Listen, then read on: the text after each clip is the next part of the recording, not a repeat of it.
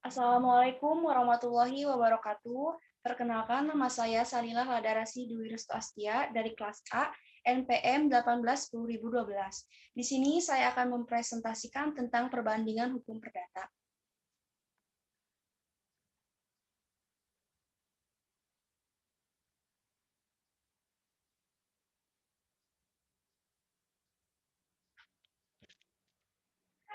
Pengertian perbandingan hukum perdata atau juga yang disebut Comparison of Civil Law System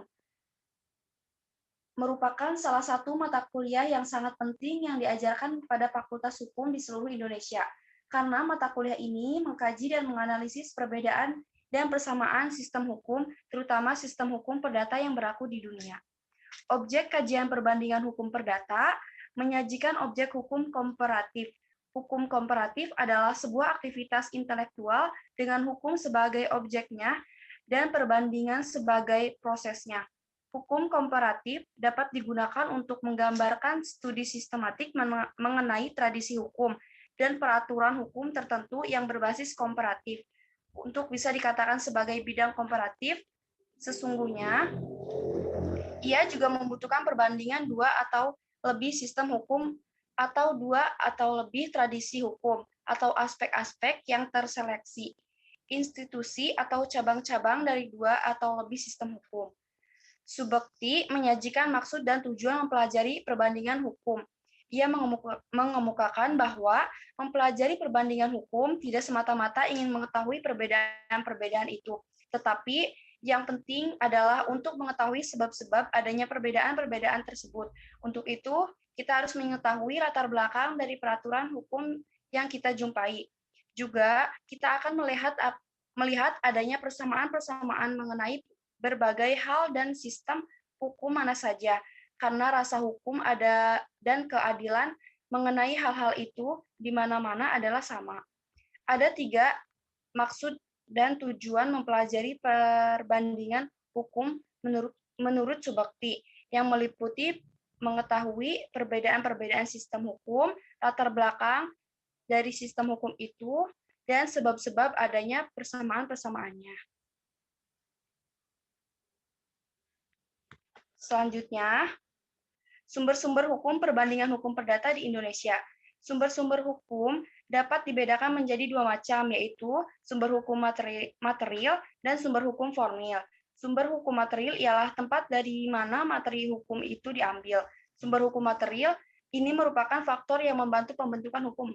Misalnya, yang pertama, hubungan sosial, yang kedua, kekuatan politik, yang ketiga, situasi sosial ekonomi, yang keempat, tradisi, yang kelima, hasil penelitian ilmiah, yang keenam, perkembangan internasional, dan yang terakhir, keadaan geografis.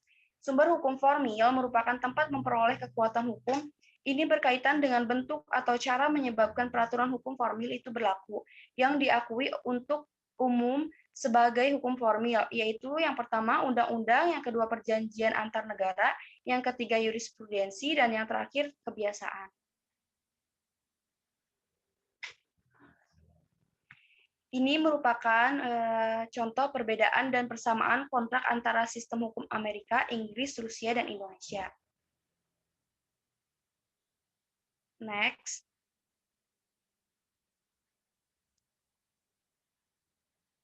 Hukum kontrak. Menurut buku William T. Mayor, menulis bahwa dalam bukunya kontrak terbagi dalam kontrak sederhana dan kontrak khusus. Sebuah kontrak yang sederhana dibuat oleh beberapa pihak yang membuat kesepakatan atau dianggap telah bersepakat, dan hukum mengakui hak dan kewajiban yang muncul dari kesepakatan tersebut. Hampir semua kontrak adalah kontrak sederhana, yang berbeda dengan kontrak khusus, misalnya kontrak yang dibuat di bawah segel atau materai.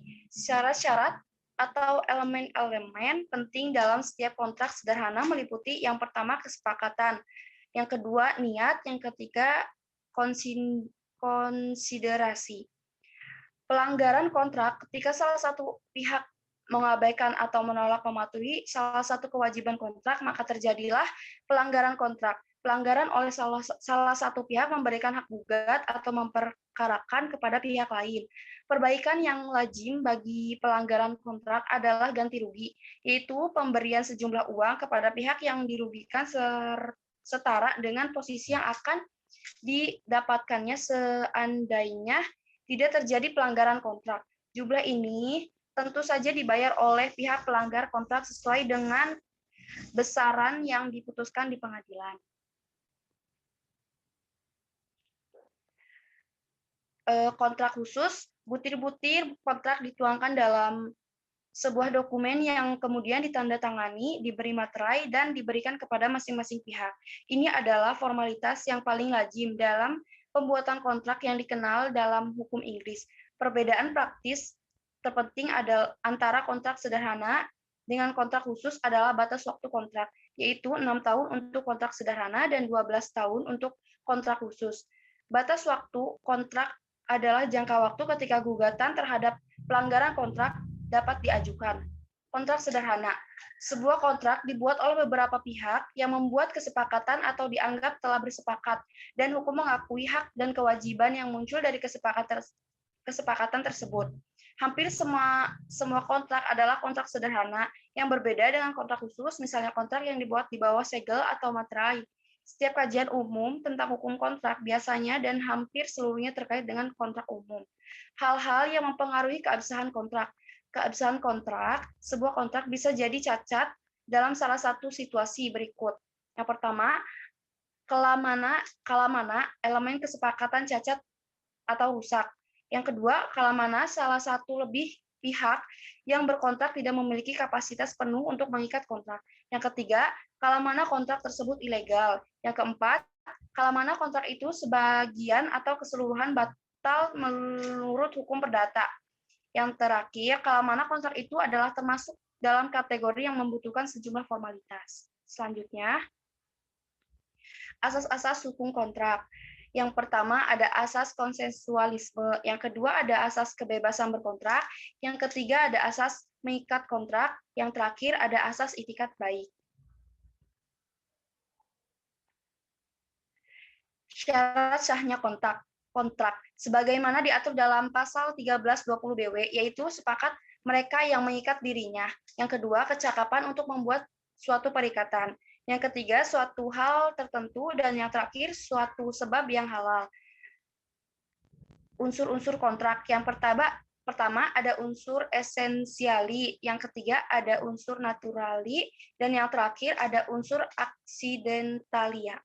Sekian presentasi dari saya, kurang lebihnya mohon maaf. Diakhiri, wabillahi taufiq wal hidayah. Wassalamualaikum warahmatullahi wabarakatuh.